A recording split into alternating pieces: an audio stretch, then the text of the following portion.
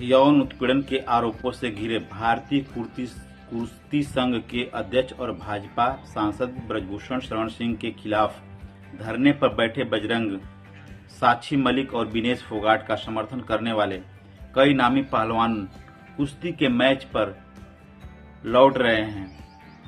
हुए धरने में शामिल होने वाले रवि कुमार, दीपक पुनिया, सरिता मोर 1 से 4 जून को किर्गिस्तान में होने वाले तीसरे रैंकिंग टूर्नामेंट में देश के लिए खेलने को तैयार हैं। भारतीय ओलंपिक संघ की तदर्थ समिति ने टूर्नामेंट के इन पहलवानों को प्रविष्टि भेजी थी। धरने पर बैठने वाली अंशु मलिक और सोनम मलिक भी टूर्नामेंट में हिस्सा लेंगे। जल्द ही इस पहलवान टूर्नामेंट की तैयारी के लिए लगने वाले राष्ट्रीय शिविर में शामिल होंगे। रवि टोक्यो ओलंपिक के रजत विजेता हैं तो दीपक 5वें स्थान पर रहे हैं। वहीं सरिता एशियाई चैंपियन है। सरिता मोर को छोड़कर यह पहलवान धरने में शामिल नहीं हुए, लेकिन पहलवानों का समर्थन करते रहे। पान मसाले पर टैक्स दोगुना, फिर भी कंपनियां मालामाल। चौंकाने वाली खबर आपको कैसे लगी? आपके विचार करना होगा कि नशा मुक्त प्रदेश हो या नशा युक्त प्रदेश हो।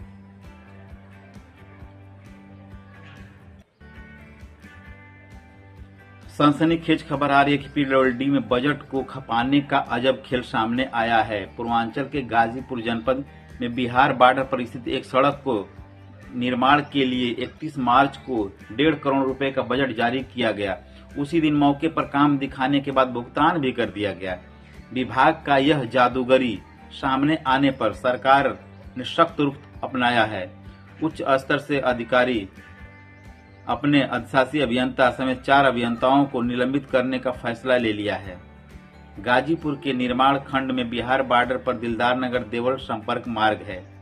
इस सड़क के नवीनीकरण के लिए पिछले वित्त वर्ष के अंतिम दिन यानी 31 मार्च को 1.5 करोड़ रुपए जारी किए गए। 2 फर्जी बिल बनाकर उसी दिन एक फर्म के बिल भुगतान भी कर दिए गए। पूरे मामले की शासन ने गाजीपुर के जिला प्रशासन से जांच कराई तो वित्तीय अनियमितता की पुष्टि हुई। हालांकि बताते हैं कि जांच में मामला पकड़ में आने के बाद स्थानीय इंजीनियरों की आनन फानन में मौके पर काम भी करा दिया। पूरे प्रकरण में योगी सरकार ने भ्रष्टाचार के प्रति जीरो टॉलरेंस की नीति अपनाते हुए अधिशासी अभियंता पतंजलि जी श्रीवास्तव, सहायक अभियंता अंकित गुप्ता और अभियंता अमित यादव व शहनवाज अहमद को निलंबित करने का निर्णय लिया है। वहीं गाजीपुर में माध्यमिक शिक्षा परिषद की ओर से संचालित हाई स्कूल इंटर की परीक्षा में जिले के हाई स्कूल में 5 व इंटर में 3 परीक्षार्थियों ने प्रदेश में टॉप 10 में सर्वोच्च स्थान प्राप्त कर जिले का नाम रोशन किया है। प्रदेश एवं जिला स्तर पर प्रथम 10 रैंक में स्थान प्राप्त करने वाले 14 हाई स्कूल के एवं इंटरमीडिएट के 14 छात्र छात्राओं को जिला अधिकारी आरेका अखौरी ने प्रशस्ति पत्र एवं मेडल देकर सम्मानित किया है।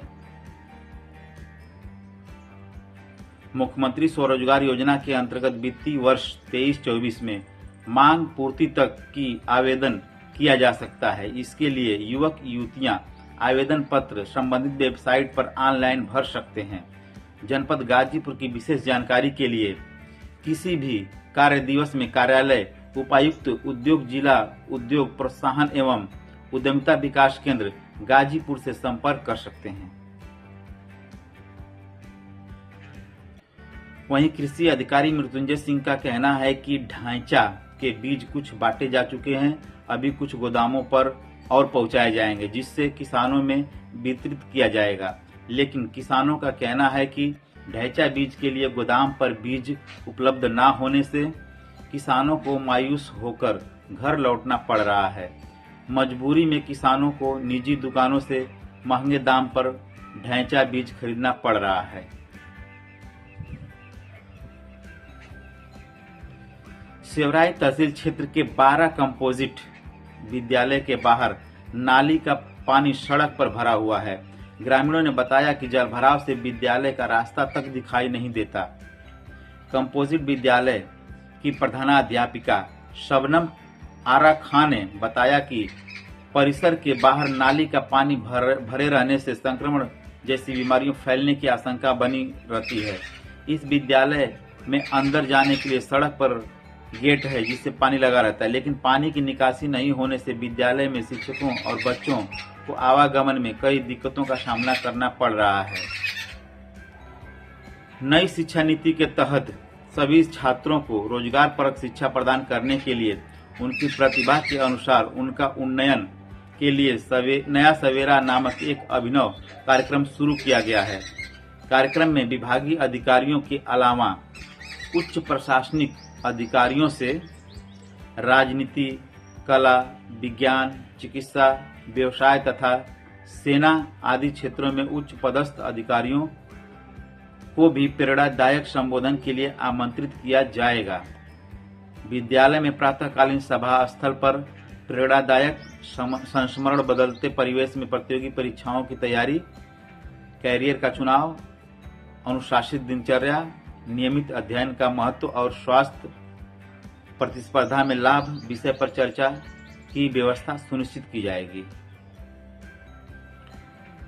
एक सवाल के जवाब में पूर्व मुख्यमंत्री अखिलेश यादव ने अलीगढ़ में कहा कि जब आप सरकार से विकास की बात करें तो जवाब मिलता है तमंचा, बात बेरोजगारी या महंगाई की करें तो जवाब मिलता है तमंचा। उन्होंने कहा कि अभी जीएसटी के छापे पड़े हैं, ये छापे कुछ लोगों को चिन्हित करके डाले गए हैं, इससे ही भाजपा की नीयत और नीति का अंदाजा लगाया जा सकता है। एक अन्य सवाल पर उन्होंने कहा कि भाजपा में इंजन से इंजन टकरा रहा है, आज तक के इतिहास में ऐसा नहीं हुआ। आजम खान रविवार की रात स्वर में एक चुनाव सभा को संबोधित कर रहे थे। उन्होंने कहा कि हमें हराया नहीं जा सका तो हटा दिया गया, अब्दुल्ला को दूसरी बार हटाया गया है, तमंचे के बल पर चुनाव जीत लिया और बादशाह दावा करने लगे हैं कि हमने रामपुर जीत लिया है। अगर 150 करोड़ में से किसी में दम है तो आकर लड़ ले चुनाव रामपुर से। उन्होंने कहा कि हमने बच्चों के हाथ में कलम देने की कोशिश की थी, उसकी सजा हमें मिल रही है। गाजीपुर की एमपी एमएलए कोर्ट द्वारा 16 साल पुराने गैंगस्टर मामले में दोषी करार दिए गए गाजीपुर के सांसद रहे अफजाल अंसारी जल्द ही कोर्ट में गुहार लगा सकते हैं। उन्होंने सजा के खिलाफ सोमवार को उत्तर प्रदेश सरकार को नोटिस दिया है, वह जल्द ही अपील दाखिल कर सकते हैं।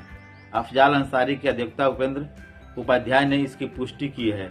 उन्होंने बताया कि सजा के खिलाफ अपील दाखिल की जाएगी। उनकी पैरवी वरिष्ठ अधिवक्ता गोपाल स्वरूप चतुर्वेदी भी करेंगे। सांसद रहे अफजाल अंसारी को 4 साल की सजा सुनाई गई है। सजा याफ्ता होने से उनकी संसद सदस्यता भी चली गई है। प्रधान और लेखपाल भी पढ़ेंगे हर घर जल का पाठ। जल शक्ति मंत्री स्वतंत्र देव सिंह ने बताया कि उनकी प्राथमिकता है कि जल जीवन मिशन से समाज का हर वर्ग जुड़े, जल संरक्षण के महत्व को समझे, हर घर नल से जल पहुंचाने की मुहिम में समाज का हर तबका भागीदार बने। मिशन के तहत ग्राम प्रधान, वार्ड सदस्य, सचिव, बीडीसी सदस्य, लेखपाल, जिला पंचायत सदस्य, रोजगार सेवक व सामाजिक कार्यकर्ताओं को जोड़ा गया है। यह अपने अपने क्षेत्र में जाकर लोगों को स्वच्छ पेयजल से रोग मुक्त रहने के कारण समेत अन्य खूबियां बताएंगे।